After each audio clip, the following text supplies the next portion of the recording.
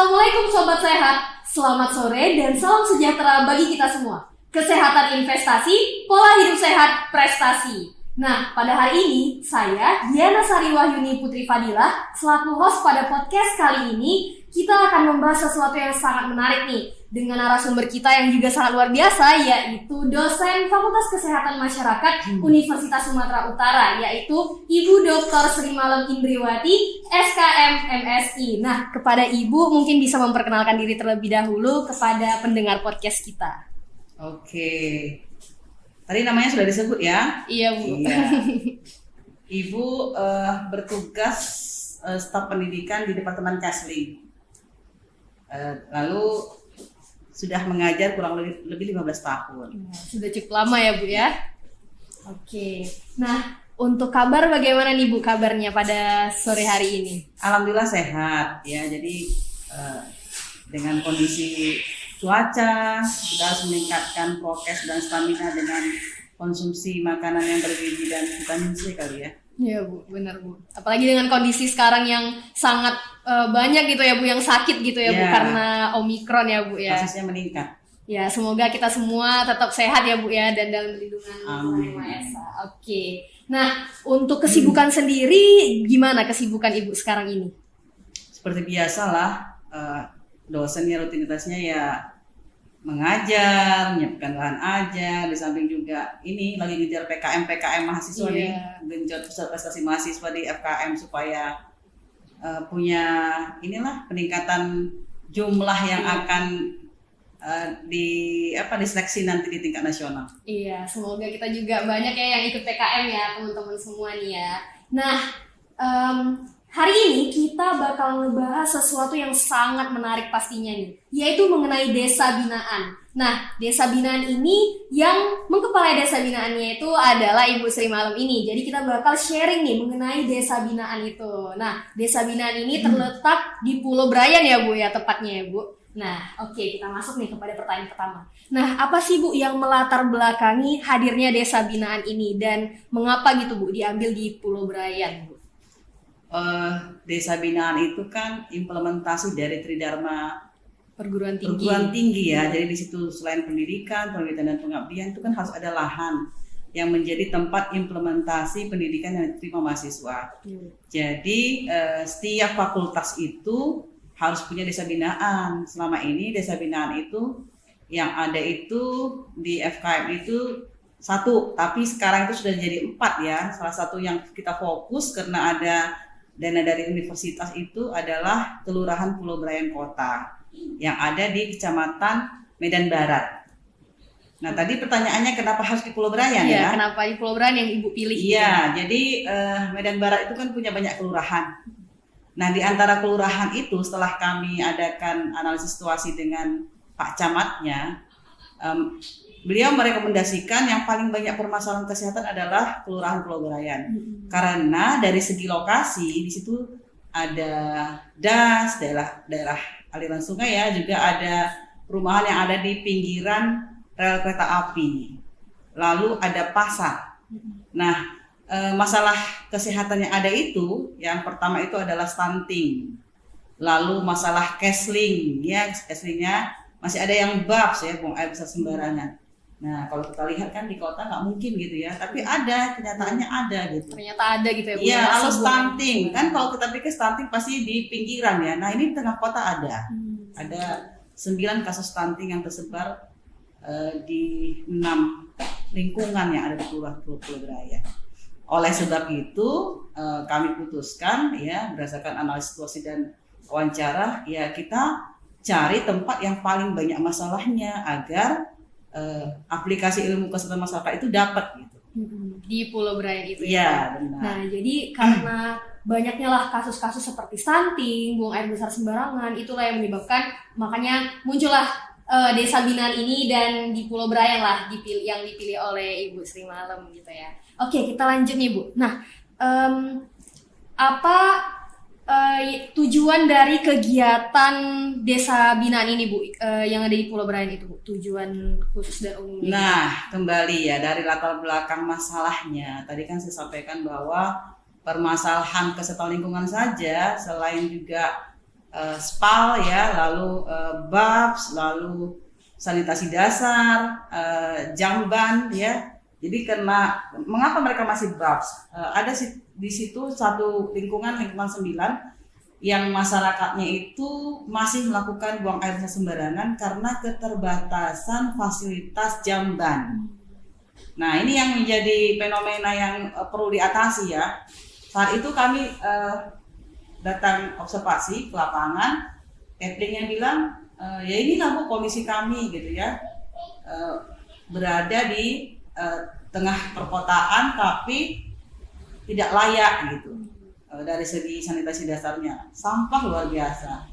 Nah, pekerjaan mereka itu banyak pedagang dan pekerja kantor juga. Nah, pada saat itu kami observasi, kami list masalahnya, lalu ya tujuan kita untuk mengentaskan permasalahan itu. Nah, di tempat itu juga ada stunting gitu. Itu juga harus dituntaskan. Lalu di daerah sekitarnya juga masih ada perumahan yang tak layak di daerah aliran sungai. Mereka itu buang sampah sembarangan sehingga potensi banjirnya besar.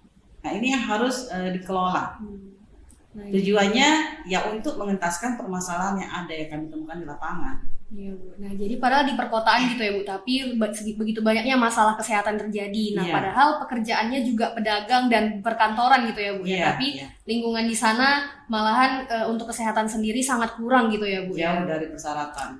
Oke. Nah, untuk di desa Pulau Brayan, untuk di Pulau Brayan itu sendiri, program apa aja yang sudah Ibu dan tim jalankan di sana gitu? Nah, berdasarkan permasalahan yang ada, kami buat 5 program. Yang pertama itu adalah pengentasan peningkatan status gizi ya untuk mengatasi masalah stunting ya. Nah, di situ dari tim kita itu ada tim gizi, departemen gizi itu membuat intervensi dengan memberikan pelatihan untuk menanam. Mereka kan lahannya sempit tuh, jadi menanam dengan menggunakan botol aqua. Jadi lahannya botol aqua ditaruh, jadi seperti vertical garden. Nah, lalu mereka juga, tim kami juga memberikan pelatihan untuk beternak lele. Jadi untuk peningkatan proteinnya dengan beternak lele pada ember besar, lalu di atasnya itu dibuat menanam kangkung juga. Nah, itu sampai 3 bulan sampai panen kita amati. Selanjutnya keberlanjutannya kita serahkan ke masyarakat. Itu yang pertama. Yang kedua yang kami lakukan itu adalah bagaimana mengatasi stop box dengan fasilitas jamban yang terbatas.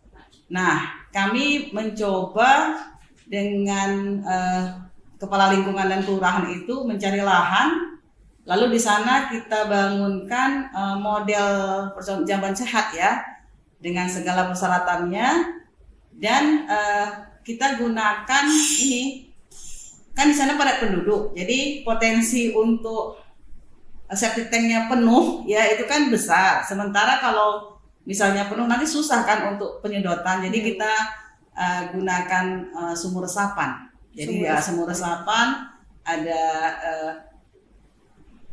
dengan dirancang sedemikian rupa ya supaya tidak mudah penuh ya, itu kita lakukan, dan jamban itu akhirnya mereka manfaatkan dan mereka jaga. Pada saat itu kita buat organisasinya juga, jadi kita pilih ketua, sekretaris dan bendahara, dan disepakati iuran per bulannya untuk pemeliharaan jamban.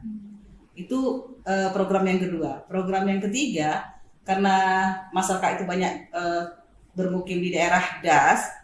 Nah, sampah-sampah anorganik ya dan organik itu dimanfaatkan, yang organik untuk jadi kompos, yang anorganik mereka manfaatkan dengan prinsip 3R. Ada yang dibuat semacam keterampilan ya. Jadi dididiklah ibu-ibu rumah tangga itu untuk membuat macam-macam bunga yang bisa dihasilkan dari sampah anorganik, khususnya plastik.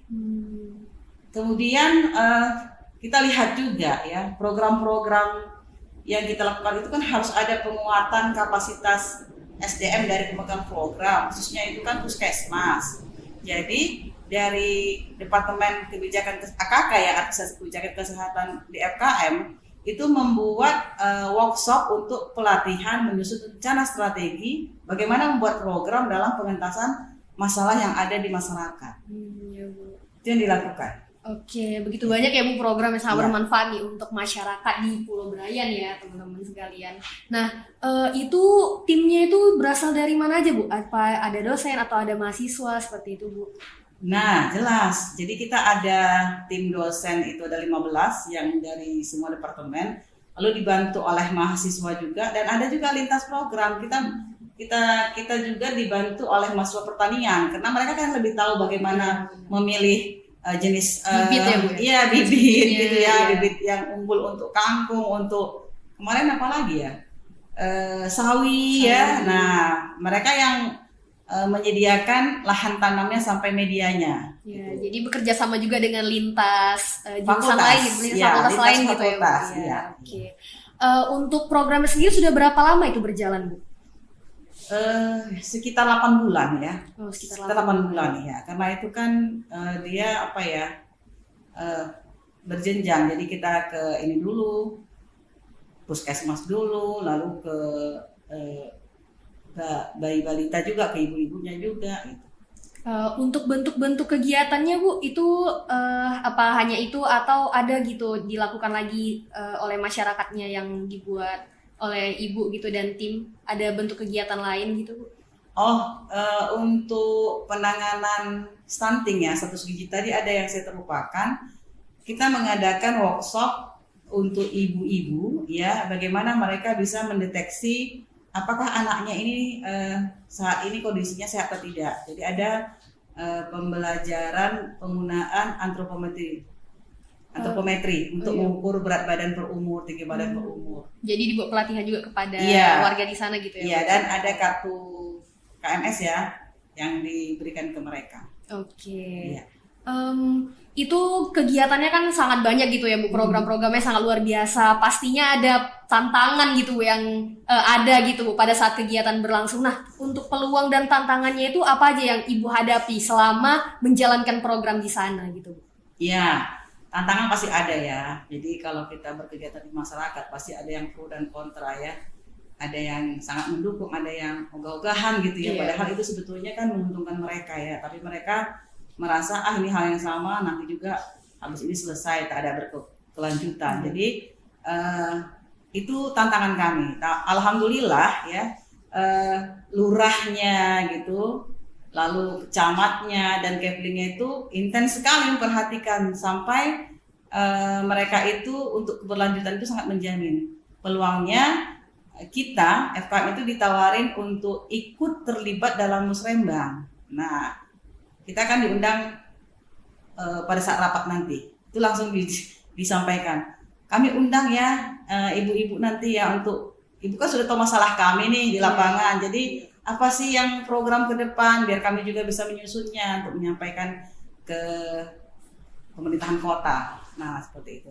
Lalu peluang berikutnya karena di Medan ini banyak NGO yang concern sekali dengan permasalahan itu, ada NGO yang menawarin bekerjasama juga dan mereka bilang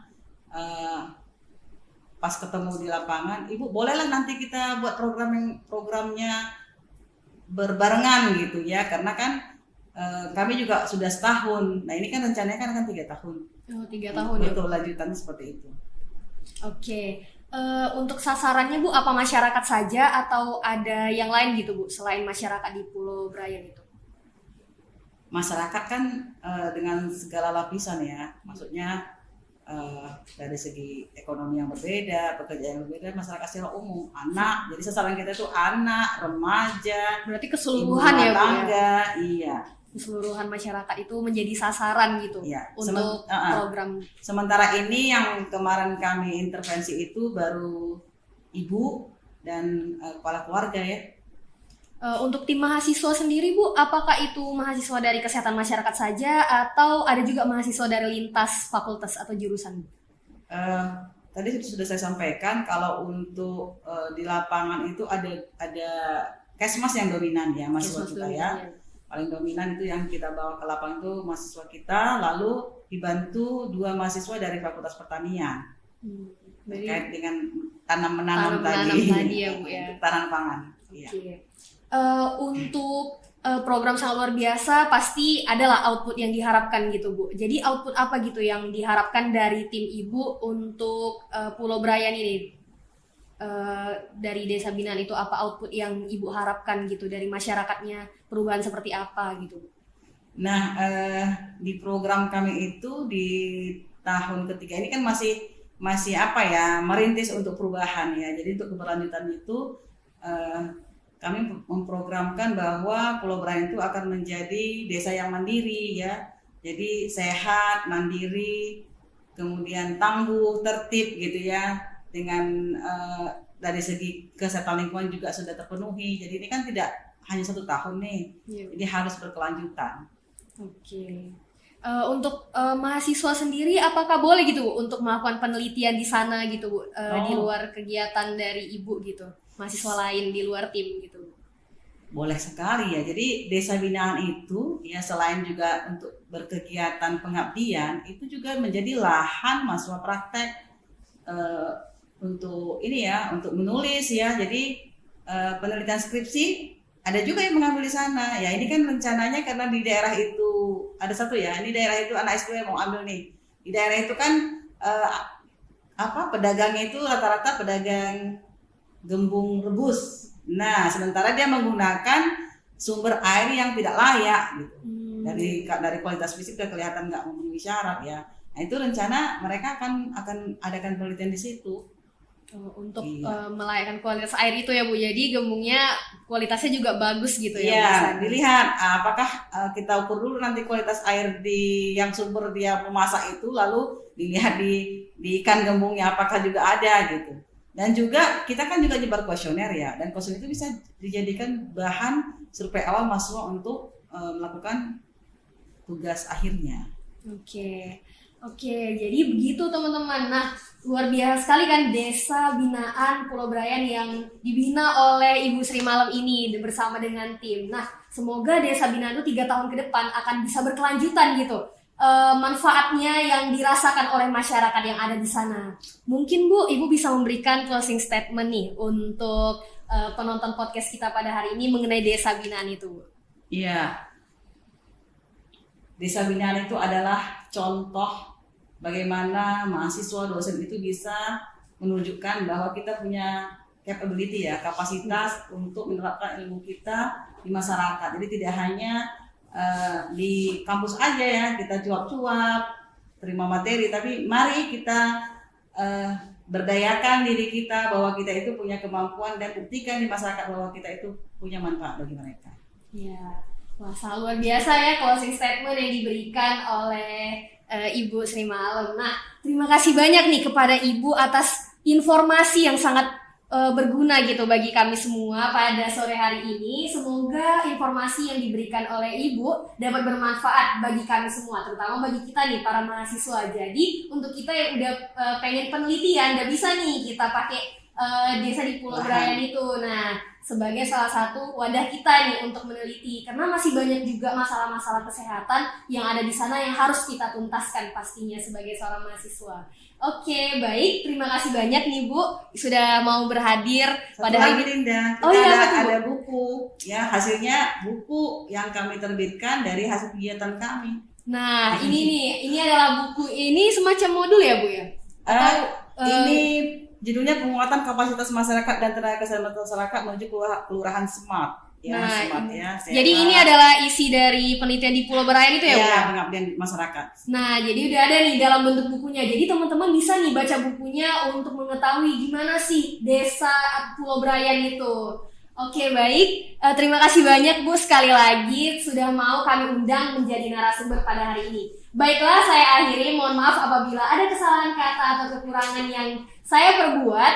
Oke, baik. Terima kasih dan salam sehat untuk kita semua. Oke, bye-bye.